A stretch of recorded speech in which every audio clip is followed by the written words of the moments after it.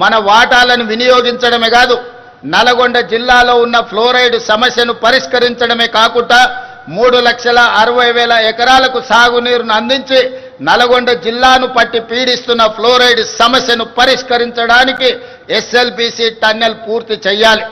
ఈ SLBC tunnel పూర్తి చేసే క్రమంలో మొన్న ప్రమాదం జరిగి కొంతమంది కార్మికులు చనిపోయినారు.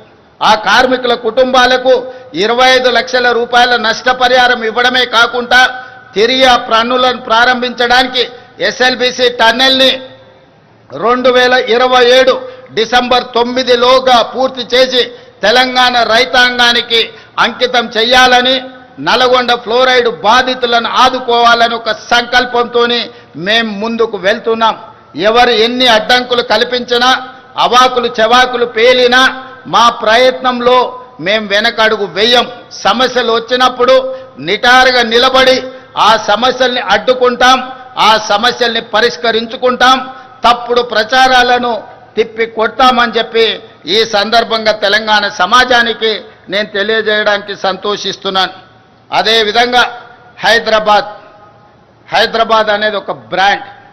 ఈ బ్రాండే మన యొక్క ఇమేజ్ ప్రపంచ స్థాయిలో.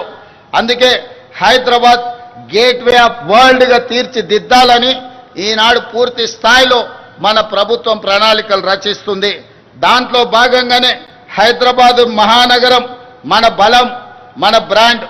ఈ బ్రాండ్ను భవిష్యత్తులో ప్రపంచ వేదికపై సగర్వంగా నిలబెట్టే దీర్ఘకాలిక ప్రణాళికలను రచిస్తున్నాం. 2035 నాటికి తెలంగాణ $1 ట్రిలియన్ ఎకానమీగా, 2047 నాటికి $3 ట్రిలియన్ ఎకానమీగా ఎదగాలన్నదే తెలంగాణ ప్రభుత్వం యొక్క లక్ష్యం. అది సాధించిన నాడు భారతదేశానికే కాదు ప్రపంచానికే హైదరాబాద్ గేట్వేగా మారుతుంది. ఆ దిశగా మొత్తం రాష్ట్రానికి మేము మాస్టర్ ప్లాన్ తయారు చేస్తున్నాం.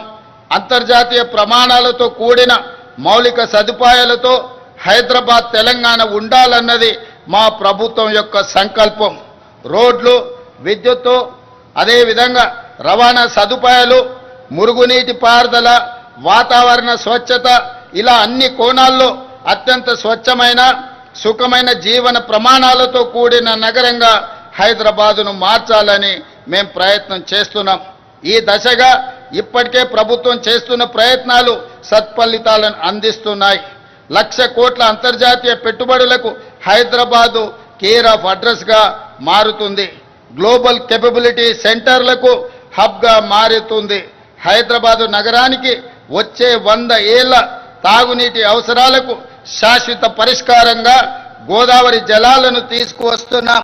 దీనికోసం 7,360 కోట్ల రూపాయలతో గోదావరి 2వ దశ 3వ దశ పనులను ఇటీవలనే ప్రారంభించుకున్నామని తెలియజేయడానికి నేను సంతోషిస్తున్నాను. హైదరాబాద్ బ్రాండ్ ఇమేజ్ని పెంచేలా మూసీ పునరుజ్జీవన ప్రాజెక్టు, గాంధీ సరోవర్ ప్రాజెక్టులు ఉండబోతున్నాయి.